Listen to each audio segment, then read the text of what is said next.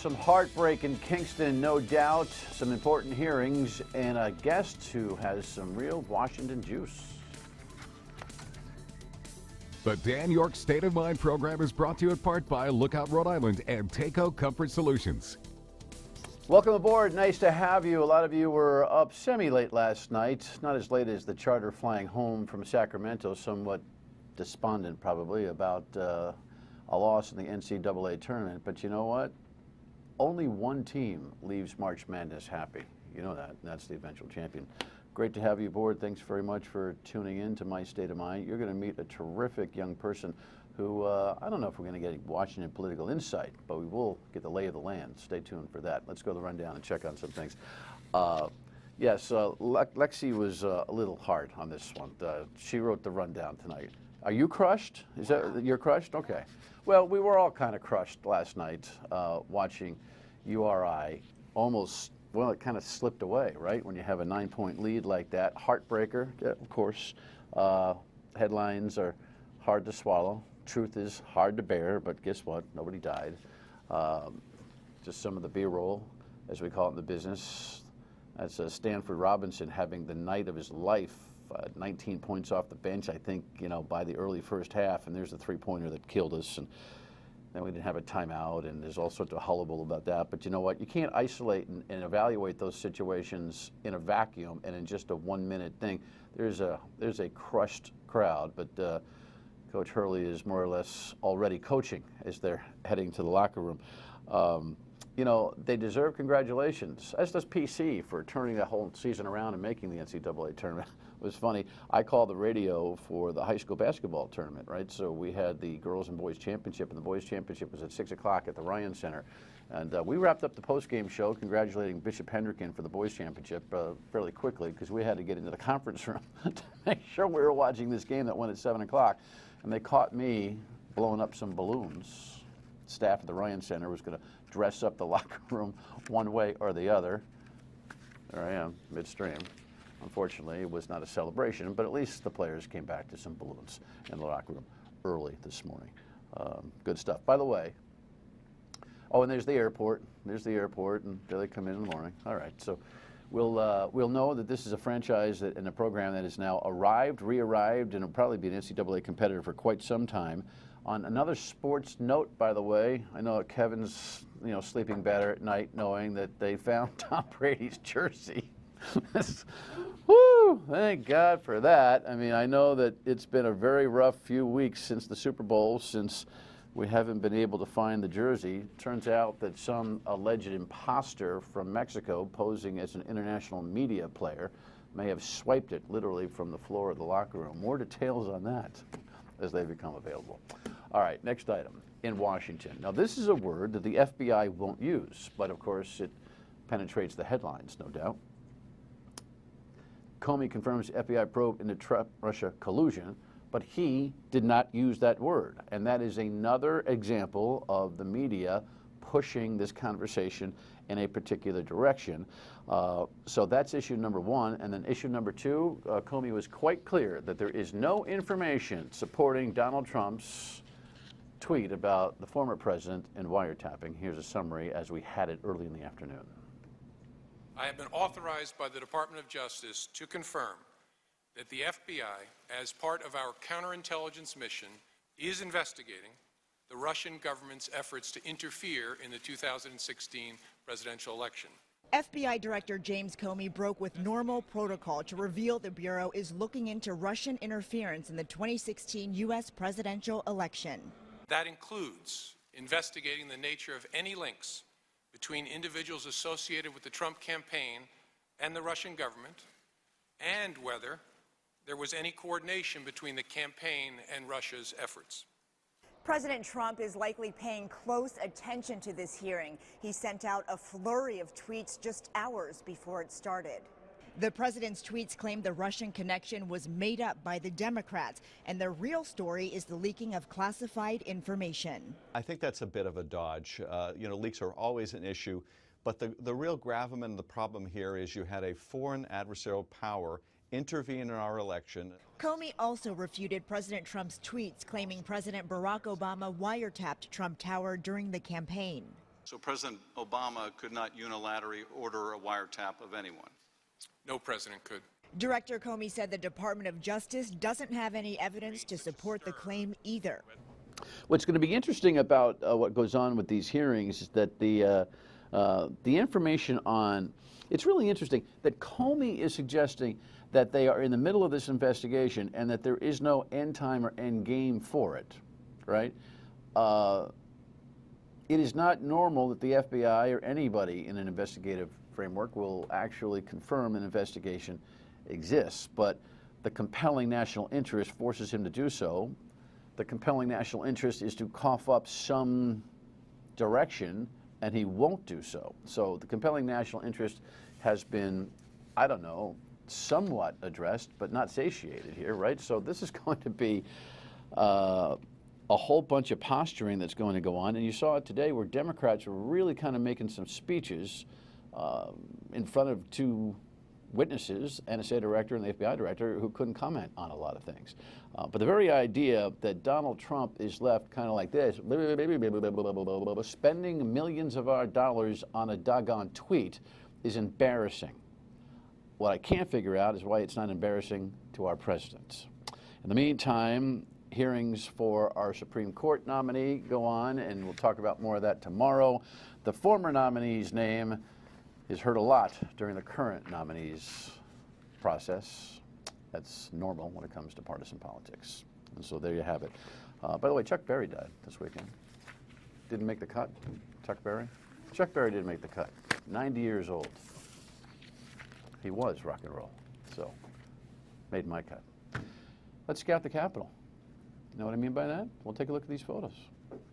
This is our guest who is, you know, walking with some pretty heady company here. That is the junior senator, and that is the senior senator in Rhode Island, Sheldon Whitehouse and Jack Reed, and Gilberto Grave joins us live, not just in pictures. Welcome to the broadcast. Thank you for having me. Congratulations on your achievements as a Life Scout with the Boy Scouts of America. You went to Washington recently. Yeah, I did. I came back a week ago, and it was a great experience being there and getting to talk to those people. Well, tell me about your trip. Well, the report to the nation is an annual report that the Boy Scouts is required to give by Congress, and 10 youth delegates are chosen across the nation. Our local council send in an application or a nomination, and then I found out when I was accepted, and then I had to accept the exception, if that makes sense. You got to accept the exception. Yeah, so if you want to really... The acceptance. Yeah. You got to accept the acceptance. Yeah. Correct. Okay. Yeah, and then, I mean, it's quite an honor to represent the 2.5 million youth and a million adult leaders that are in the Boy Scouts of America. So it wasn't light work, as some of my friends say, but Your friends would suggest it's light work. Yeah, that's what's that all about? Urban slang. Well, when you represent that many kids, you want to make sure that you're there doing what the Boy Scouts of America represents, and that's leadership. And I think that taking this part was a big responsibility. And that's, Sure. That's how I took it. Yeah. Why would you know what you know what it is? Young people today will chide achievement. Yeah. Right? Guys Yeah. like you, serious guys, doing important work, achieving what you have already in the Boy Scouts organization, which is not easy stuff. A lot of kids think, right? Yeah. You know, you got to live through that kind of. Well, guess what? The adult world thinks you're really cool. just in case, Yeah. that's not commensurate with the rest of the teenagers. But being somebody who's an achiever and working seriously in this kind of endeavor, does that give you a little ribbing from your buddies? Yeah. So well, I say friends, it was classmates. Most of my friends, they realized that. Yeah, the guys are close to you. Yeah, Get this right? was a big thing, and then the teachers were super excited for me, and getting to go on this trip was super amazing. They realized this. Some excused me from work, but I do have a major research project that I'm doing, and that was an excuse from that. And then in Washington, it's kind of crazy because you come back kind of late from doing all this report stuff, and then you have to get back, prep for the next day, and then prep for what your teachers are sending you through an email, and It's a lot, but I think it's just managing my time, and it works out. All right. Well, you met the president, the vice president. We're going to hear about all that when we come back. Stay with us.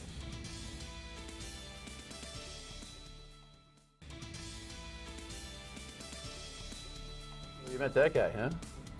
Yeah. What's that like? I mean, it's an honor being an urban youth from Providence. I never really thought that I'd have a chance to even go to Washington, D.C. and nevertheless meet the president. And I mean, I don't really like to give my opinion right now, but But it feels like you want to. yeah. I mean, Most people say that's what most people say when they really don't want to step into the water, but we're about to dive in. So feel Yeah. free to dive in. yeah. Well, my own personal opinion on his policies and choices of cabinet aren't. I don't really think, but. You're not buying the I'm current not- yeah. Trump administration line, is what you're telling me. Yeah, but I mean, it's an honor just to meet the president, no matter who it is, and it was just a great honor, and I think that it's one of those things. Even if you don't really enjoy the person that's sitting at that desk, it's just one of those things you get to tell your kids one day, and saying how a kid like me can actually go and shake the president's hand. Sure, it's huge, no doubt. No, the politics aside, and just in case you're tuning in, Gilberto is one of 10 scouts. I'm cheating because I have some notes here. Chosen nationwide to hand deliver the Boy Scouts of America's report to the nation in Washington, D.C. Well, here's what we'll do. We'll make a deal. You just stay out of trouble with your scout uniform on, and when you're ready to make some political commentary, you come back in civilian clothes, and you can be one of my political commentators. Is politics something that you're interested in? So I took a big interest in politics going into an after-school organization called Young Voices. It really got me into getting into the politic world, and a lot of kids my age really don't enjoy it. I didn't really enjoy it at first, but it's our future, and we have to be focused on it because us young kids or young adults coming up have to know what's going on and how the world works. Because if we don't, it's going to be easy to influence uneducated people on where. Amen on that. What turned you? Was there something that turned you into being interested in the world this way? So with law, my father had a encounter with a DUI, and then I didn't know how that worked, and that's the first thing that got me into law. So it was a bad situation, and with that, I took that and then learned more about how our government system works and how our courts and judicial system. The judicial work. system, yeah, right. And then how it works through the penalty systems and stuff, and then that's what really got me into it. And then after that, it just took quite a toll to that side. And So real life experiences really energized you to kind of pay attention to the world, it seems yeah. to me. All right. Tell me about your trip to Washington, though. You met both the vice president and the president. How much time did you spend with them? So with the president, we spent about 10 to 15 minutes of time with him. We got to go inside the Oval Office and give our report to him, and he accepted it, and then he looked at it, and then he sat down to talk a little bit about ourselves and asked us what we wanted to do and who we wanted to be in life. I'm told, I've never met the president, but I'm told that politics and all his bombast aside, that on a one-to-one basis, he's a pretty cool guy to hang out with. Yeah, that's something that I did realize. He was a really nice person to talk to, and he was really nice to us. And then obviously we had our Scouts uniform on, and the Boy Scouts been around 107 years, so right. It's quite a respected organization, and he was very kind to us. And it was his first time accepting the report. I know President Barack Obama did it 7 times, accepted the report. What is the report? The report is a report to the nation from the Boy Scouts. What's it all about? So the report to the nation just highlights our many achievements in the year 2016. So the year 2017, we give the 2016 report, and then next year someone will give the report of this year. Mm-hmm. Some of those highlights 55,000 Eagle Scouts in the year 2016.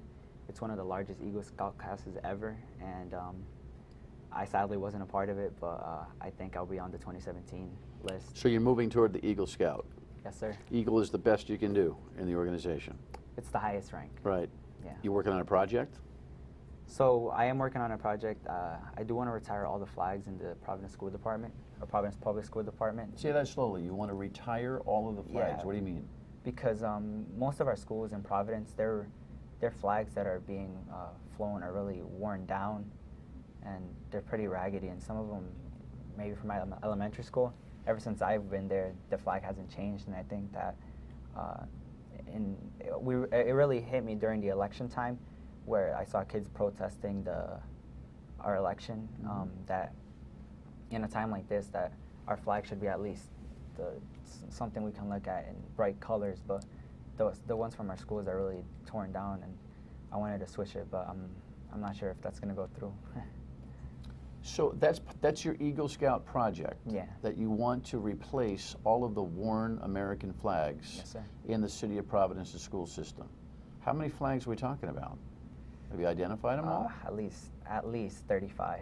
And why do you think that you wouldn't be successful? So the way the Eagle Scout project works is that you need to have there's some requirements. It must help out another organization, church, or group of people, and then you have to show leadership through it. And the thing is, with that, I just need to show leadership to my fellow scouts. And the troop right now is in, being urban city, it's not excuses, but there's a reason that it's urban outreach, and it's hard to get kids into scouting when you live in an urban environment. And I don't have that many kids in my troop to work with, but we're going to work with it and then see what happens. So what does that have to do with your success or lack thereof in getting the flags replaced? So it's just how am I going to show leadership to carry that project You out? come on the show every day until we get the damn flags replaced. I mean, all due respect to the United States of America, you've pointed out an obvious problem that needs to be fixed. Why would you have a lack of confidence about being able to get that done? So when I was planning out the project, we were getting into it, and then the report came up, and then focus changed. I think Your focus? Yeah, my focus changed more on getting ready for this and making sure that I was ready in the best of my ability. All right, well, the minutiae aside, I mean, I know you got a lot on your plate. You're going to school. You're working on your Eagle Scout thing. You got to deliver the report to the President of the United States for crying out loud. You got a lot going on. But you've pointed out something that embarrasses me to hear that the city of Providence has worn out American flags and they need to be replaced. So you can't come on this show, make that terrific analysis, and then gas it. We got to fix that, don't we? Yeah, I mean, so come on, man. It doesn't have to be. You and me. Yeah. Let's change the flags. I think you bring up a good point. It doesn't have to be through an Eagle Scout project, and scouting has taught me that you don't have to be forced to do it. I think you bring up a good point, and even if I can't carry it through with this, I think it's just Guess what? hit me. Yeah, we're gonna get the flags replaced. All right, a couple for. We'll see. What's in the future for this young man? That's important. 35 flags worn out in the city of Providence. We'll fix that.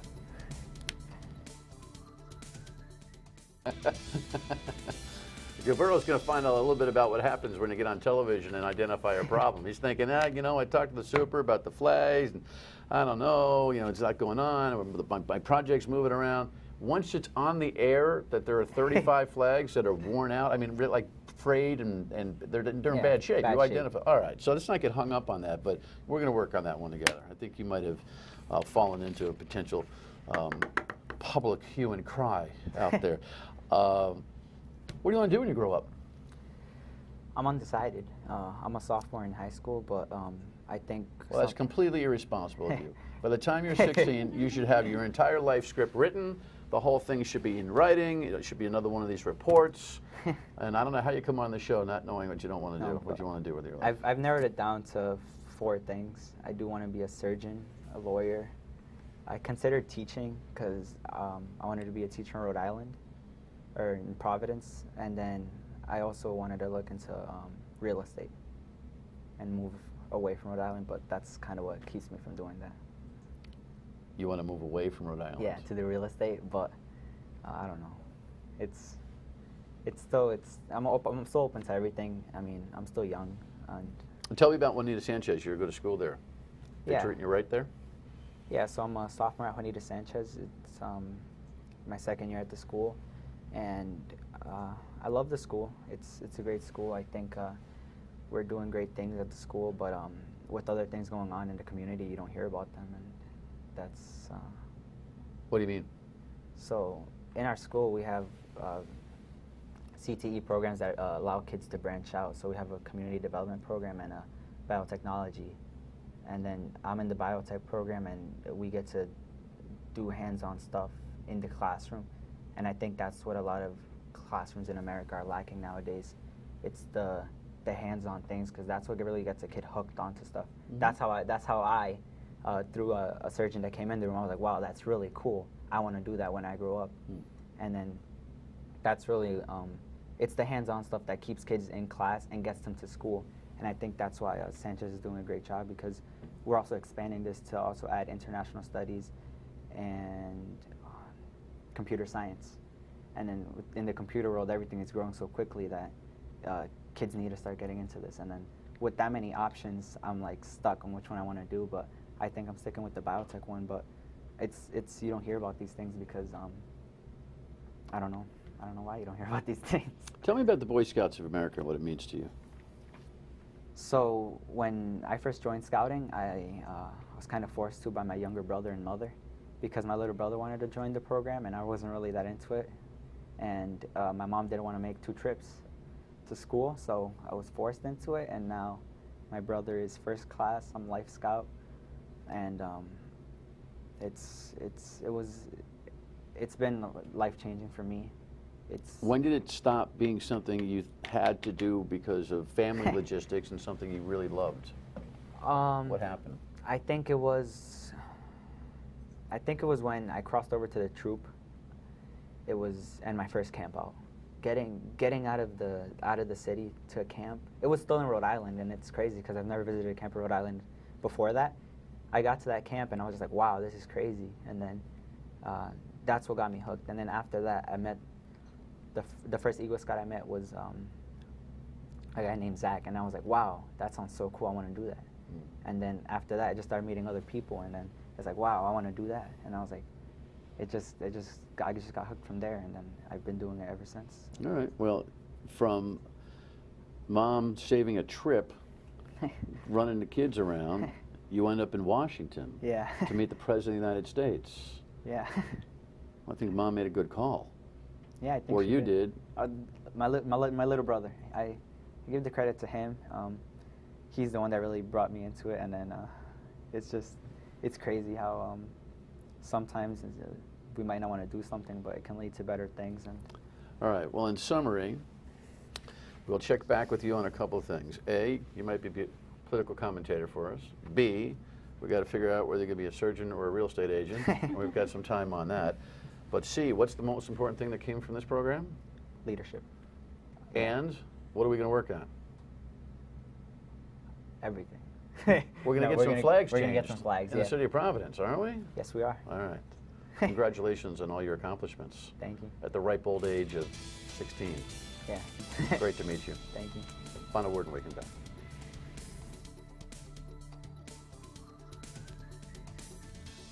Look, everything's a budget item, right?